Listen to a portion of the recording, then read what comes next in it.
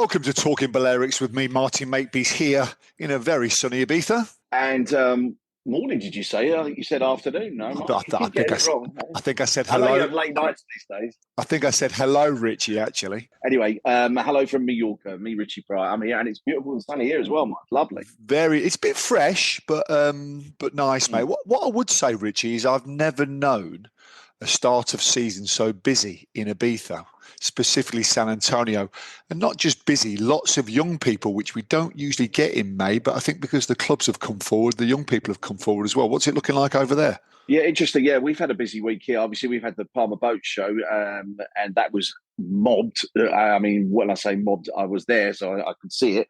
But also, we had the big Mallorca Beach Rugby Tournament at the weekend in Magaluf, and that's always a big event.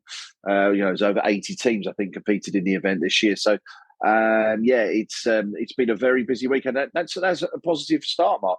Then I saw, obviously, in the port lots of cruise ships as well. Ooh. And then when I wandered into Palma, well, that's always a Yeah, I was going to say. I know. Listen, when you say cruise ship, I'm always like, ooh, because they really are Marmite, aren't they? Some people love them. They are. I mean, I think they're great. Listen, I think they're literally normally here for 24 hours. But when I was wandering, so I did have to park my car quite a long way away from where I was supposed to be at the boat show. And as I was wandering through, I thought, these bars are busy. Do you know what I mean? You can see the bars and the cabins, particularly around the cathedral area, very, very busy, which I think can only be a positive thing. I mean, listen, we keep talking about this subject every week nearly. Do you know what I mean? It sort of, in the end, you get bored with it. But, we are a tourist destination. That's what we do. Really? Are we? I mean? Can you please tell the people from Pro Ibiza that, or the people from, the loony left in Soyer we had a protest in Soyer this week. A grand total of 50 people. I'm tempted to start my own. I want tourists here. Yeah, listen, I understand. And funny enough, I did an interview with a guy called Brad Robertson. Brad owns a company called Save the Med, who are obviously interested in, preserving what we've got. And I get it and I understand it. And I think that should be the way. I think, you know what I mean? I do. But let's get everybody around the table and let's talk sensibly about it instead of just getting your own politics in the way of something that you think you believe in, which in reality you don't. Because when they're all having a good old go about who rents their house out and who doesn't, I imagine probably 75% of them might have keen people anyway that are renting them out. I'm not just saying that, but I think that's true. Isn't it a bit like net zero? Isn't it a bit like net? Yeah, no, listen, it was a good rant that was, Rich. But isn't it a bit like net zero, Rich? We know where we want to go to, but we're just arguing about how we get there. Because, totally. Because totally. I mean, it's like you're not going to throw the baby out with the bathwater. Anyway. Great rant, Richie. I love that, mate. It's a good way to start off episode 20. Episode 20. Well, listen, I just want to also say, last week we had a very nice comment from Lucy Gorman. I don't know if you saw that comment, because we were talking about the government campaign to look after your mates while you're away. Stick with your mates from the British government. Yeah. That's it. And Lucy is the Consul General, Head of Consular Services for Spain and Andorra. Yeah. And she wrote us a very nice message to say, thank you for mentioning the Stick With Your Mates campaign. And I've invited Lucy on, and so hopefully she's listening. Lucy, if you're listening, we'd love to get you on. We'd love to talk to you about, the work that you do to, look after all the tourists that do come to Mallorca, Ibiza, Formentera, Menorca over the course of the summer. I've met Lucy many times. She's a lovely girl, does a really good job for the British Consul as well. Anyway, this is Talking Balearics. Richie, what have you got for me this week?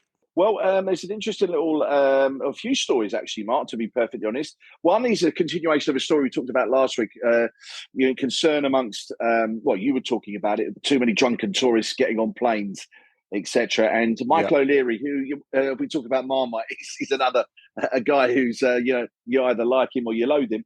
But he's made a couple of, I think, very poignant comments, which I think we should talk about today in relation to what we talked about last week. Also, no tourist tax hike in the Balearics, which I'm not quite sure whether that's the right move, but we can talk about that. And also, no limiting of the purchase of homes by foreigners in the Balearics, which is something that I know obviously you are interested in the business that you're in as well. So there are a few good subjects there. That podcast that we did with the news of that was our most listened to podcast ever. So I think that really is relevant to the people who listen to our podcast. So look forward to that. I've just got a few things, Rich, today. I've got a big bust at Ibiza Airport, which is very pertinent. A big bust at Ibiza Airport. A big bust. I mean, that's not unusual. Yeah, is it? Well, you'll find out when I tell you the type of bust it is. Probably not the type of bust we want it to be. An interesting story too about wastage. Now, Ibiza is a small island, and we've got a bit of a problem with the wastage. What I mean is basically the rubbish.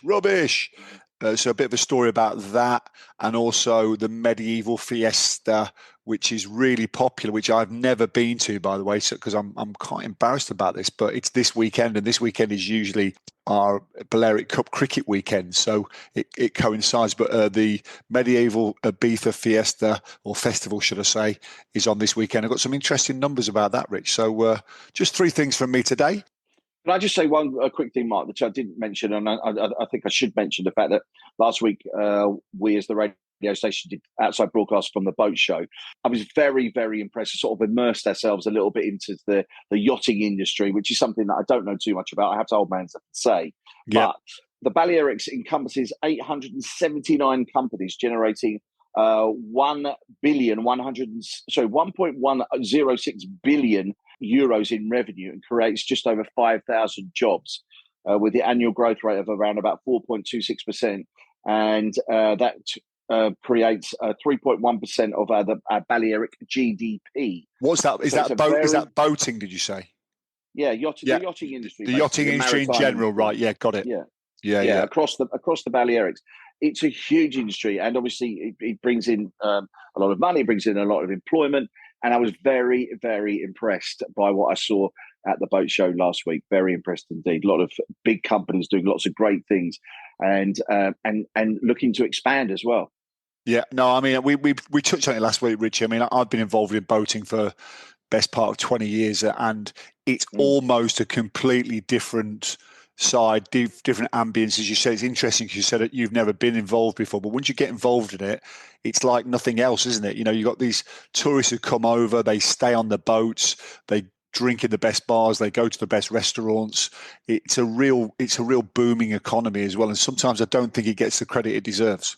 No, because on top of that, you've got to remember that those boats have got to be refueled. Those boats are obviously manned by a crew, of course, as well, and they're provisioned by companies that work here as well. So there's a lot of third party work that goes on with the boating industry as well as just the main part of the industry as well. So I thought it was great, and I'm really looking forward already to next year. I'm glad after 35 years on the island, Rich, you finally getting involved in the boating. Yeah, I know. But listen, terrible, isn't it? Better late than never. You've been stuck in Magaluf. You've been stuck in Magaluf for all those years while we've been enjoying ourselves in Portels News.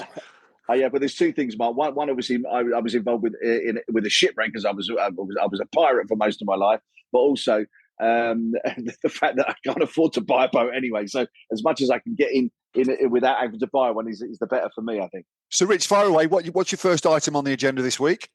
Well, Michael O'Leary, who's, as I say, is somebody that you like or you don't. I agree with some of the things he does. I disagree with others, but that's like most things in life, I think, possibly. But he's suggested that limiting passengers to just 2 drinks before they get on board could be a solution to the drinking policy. And he said a line which I sort of thought about, and I thought, he's right, He says, we don't allow people to drink and drive, yet keep putting them up in an aircraft having drunk 10 pints of beer at 33,000 feet. I'm not suggesting that we have, a breath test before you get on the plane, but it could be going down that route because, as you said last week, things are getting more dangerous, and lots of planes being diverted and everything else. And I'm surprised that the airlines haven't maybe done something like a warning video. Do you know what I mean? Before they used to do all the videos. You remember? Well, you go long haul, you still get the videos, but now it's on the no frills. It's a recorded thing, isn't it? It's not done on TV anymore. But maybe to say to people that if a flight has to be diverted because of your misbehaviour, you'll be paying for that flight. You'll be paying all the expenses, and you'll be banned from flying by every single airline around the world. I mean, surely that has to be a deterrent for what's going on. I posted a video of us online actually last week talking about it, and that I got I don't know if you saw it. We've got several comments below. 2 or 3 people said yes, zero tolerance, no drinks. A couple of people went, why should I be penalised? I like a drink on board. Agree. Another one said, breath tests on when you're boarding. My concern here is that it's getting out of hand. And the point I was trying to make last week was we're used to that happening in July and August, but this was happening now in April. Where is it all going to end? And I feel that it's one of those stupid things that it will only end when there's a disaster. And I've been on these flights. I've seen the way people behave. We've seen the videos as well, and there is going to be a breaking point here. And I just don't want it to happen anytime soon. And I just think that there's got to come up with an alternative. And I honestly believe it's profit before safety. I really do. I don't think other cultures do it. I don't think, I've flown from France, I've flown from Germany, I've flown from Switzerland, and the flights have always been a bit lively and people are happy and they maybe have a couple of drinks, but nothing like I've seen on the UK flight. So I think it is a UK and Irish problem, and I think something has to be done. And the irony is Michael O'Leary, who, by the way, I like a lot. I've always had a lot of time for Michael O'Leary. I think he talks straightforward common sense, which is in this day and age is not easy to come by. I think what he's saying is we'll forsake a bit of our profits too, because we believe in safety. And as I said to you last week, it's us in resort in Mallorca and Ibiza who have to pick up the pieces of these people. And I led into it last week by the tragedy from the balcony. It kind of goes hand in hand, Richie, where you get on the aircraft, you think you can do what you want, you drink loads, you arrive on the islands, you do what you want, you go out, and things happen, don't they? So something's got to give.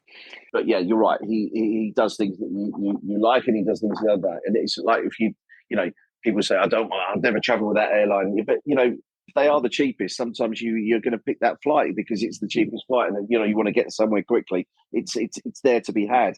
The only thing that's going to happen if they ban drinking on the flights, they're going to put the prices up. I mean, that's obvious. Do you know what I mean? So, they're going to put the prices up. They're going to put the prices up anyway, Rich. I mean, Ibiza has the most expensive flights in Europe anyway. The same route that you have in Mallorca and Ibiza, people pay more in Ibiza. That's a fact, because people are prepared to pay more than Ibiza because it's the best destination, as we know. Oh, here we go. He's at it again. Look. He's at it again. Talking of airports, Rich, we had a little bit of a bust last week, and it's not the bust that me and you probably like to look at now and again. Not a bust up. No, it was a drugs bust at Ibiza Airport because Ibiza is synonymous with drugs. It's whether we like it or not. It's the dance culture, the clubbing culture of Ibiza was built on the back of drugs. It's as simple as that. And it's still a thriving economy over here. You're not going to stop it. It's one of those things. It's almost accepted on the island. The liberal Spanish laws mean that more often than not, the police turn a blind eye to personal use. However, there's a 22-year-old Dutchman who came to Ibiza last week with 2 suitcases, 50 kilos in total, which he must have been over his allowance, 50 kilos. You only get 20 euros on Ryanair, don't you? 20 kilos, what? 20 kilos. It's 20 kilos. Yeah, and in the actual 2 suitcases, he had 163,000 ecstasy pills, right? Pink ones. 163,000, and needless to say, he's now in jail, in prison, awaiting trial. I don't think he's going to get out anytime soon. But I don't know if you get him in Mallorca at the moment. There seems to be a lot of sniffer dogs out. Every time I've been through the airport over the last 3 or 4 times I've travelled, sniffer dogs are there. So, I mean, what an idiot, 163,000 pills in 2 suitcases. I mean, come on, 22 years of age. What an idiot. It's laughable on one side because the guy obviously is pretty stupid. But on the other hand, it slaps in the face the reality of the summer in Ibiza. Yeah, I agree. Listen, something we need to talk about is the tourist tax is something we do talk about on here quite often. And it's just been passed today, or just been voted on today, by the PP and Vox parties in the Balearic Parliament in favour of approving the new tourism decree by both parties to curb tourist saturation on the islands. And the decree does not include an increase in the eco-tourist tax or new tax on rental cars or private vehicles used for tourist purposes. I really need to have a good read of this because it's literally only just come out, this story, in the last hour or so. But I think more important to me is there's no rise in the tourist tax. Where one thing, I mean, I didn't agree with the tourist tax to begin with. I'll be totally honest with you, but I think now I do, and obviously I want it to be sort of paid for by all the stuff that gets paid for by the tourist tax. I think there is an opportunity to actually make it rise in the high season because people are paying it, because people are coming abroad, and the prices of flights and holidays, etc., right now is horrendous. The hotel lobby have always argued against it, saying it really puts up the price of a holiday a lot. However, what's a G&T? What's a G&T in Port Ales? What's a G&T in Palma? I don't know, what is it, 12, 13, 15? Probably nearer 15, I yeah, imagine. I mean, over here in a Sunset bar, a G&T will cost you the best part of €20. So it's just a case of understanding that what you can charge and what you can't charge. I think it's quite safe to say that we are converts, aren't we, to the tourist tax, Rich? We are, mate. Yes, yeah. We didn't agree with it to begin with. We are. And yes. I never agreed with it. And I think we're outliers because we're one of the few people who actually talk about it. It's almost been brushed under the carpet, hasn't it, by most people? But, if they are going to charge it, let's charge it. Let's do things properly and spend the money wisely. Yeah, I agree. What else you got, Mark? Well, I've got a little story about rubbish. That's what they said to me when I was on a reality TV show not so long ago. They used to shout that at the screen, didn't they? Rubbish. However, this is a story about sustainability again. We often go on to talk about sustainability, don't we? Because on a small island, you live in a pretty big island, Rich, but here in Ibiza, we literally are a seventh of the size of Mallorca, and with all the wastage that goes in, especially the plastic wastage as well, we have a landfill site called Canapucha, but that's filling up rapidly. So to overcome this, they've done a deal with you guys. Now, did you know what your incinerator's called, Rich? I'm trying to think. Is it Sunrayos? Yes, it is, mate. Yeah, I never knew. So presumably you've got a big incinerator over there in the middle of your. I mean, I don't know where it is, but is it? I presume it's in Palma. I think it is. Is it? Yeah, I presume it's inland somewhere. A big incinerator, and we've done a deal. Ibiza have done a deal that we are going to ship our waste to Mallorca now. We're going to ship our waste over to Mallorca. Your Sunrius incinerator is running at 70% apparently, so you can take our waste as well, which is nice. So we're now going to ship all our rubbish over to Mallorca, and you're going to deal with it, which I think, as the big brother, that's exactly what you should be doing. But all joking aside, I think it just shows you the challenges. People see Ibiza as this kind of mecca, and Mallorca is mecca for holidays. But the reality of the situation is there's a lot of wastage out there, and it needs dealing with. So thanks to Mallorca, our waste is now going to your island from our island. And I think the biggest challenge on it as well, which I was reading, is how they're going to get it there. That's the thing, because you've seen these barges in China and Maldives and stuff like that, just full of wastage, haven't they? It's going to be interesting to see. They're arguing at the moment how they're going to transport the wastage from Ibiza and Formentera over to Mallorca. But I presume that will get sorted. But thanks to Mallorca, we're going to be solving that situation easier than we did before. Well, the Joint Committee of Congress and Senate have today voted against a plan from the Gomera Socialist Association and the Senator for Ibiza and Formentera to establish a regulatory framework that would limit and regulate or condition the purchase of property by non-residents in the Balearic and Canary Islands. Okay, do you want to break that down for me, Rich? Well, basically, that means that anybody can buy property. They were trying to bring in this, back in the real world. Well, you were getting a bit overly detailed there, mate. What are you trying to say is no limit, it, mate. That's why. Okay, that's okay. Basically, there's no limit. Basically, there's no limits. And they were trying to bring in this thing that to ban foreigners from buying property, because they say that all the foreigners that are buying the property are the people that are renting out. And go back to my rant at the beginning of this podcast, and I guarantee you that it's not the foreign problem. The problem is a Spanish problem, if the truth be known, or it's a mix of the two. Let's be a little bit more nicer about it. Maybe it's probably a mix of the two, and I think it's you can't regulate it against who buys a property. It's ridiculous. I mean, we said at the start it was political semantics, wasn't it? Really? It wasn't semantics. It was posturing, wasn't it? By Pedro Sanchez. I mean, I've got no love for Pedro Sanchez, but I think he was just trying to score some very cheap points with that proposition, and it was never going to happen. The numbers didn't stack up, and it was ridiculous. So we knew it was going to get thrown out. It was just a matter of time. So it's good to see that actually they're putting that to bed earlier rather than later. So yeah, good. So if you're a foreigner, the market, I mean, I don't talk about my work that much, do I? But we're selling lots of houses at the moment. And the last 3 houses we've sold in the last, 5 weeks, sold 3 houses, all to British people. So usually before it was Dutch, maybe the odd German, but the last 3 have been British people. So you never know. There might be a bit of an upturn. You never know. Medieval Festival, Richie? Yeah, what is it? Do you have that? Do you have that in Palma at all? We have a medieval festival in Santa Ponza in September. Right. But in Palma, it doesn't ring a bell to me. No, I mean, may well do, but yeah, I mean, it's as I say. Unfortunately, I've never been because it falls on the same weekend as our cricket weekend, which is always a really serious weekend. But this coming weekend, they literally the old town of Ibiza. I think it's a specialist company to come and do it, and they dress it up as the medieval times.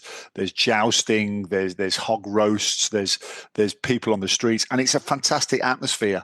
150,000 people are expected to go and see it. Pretty impressive. There's 200 stalls going to be there.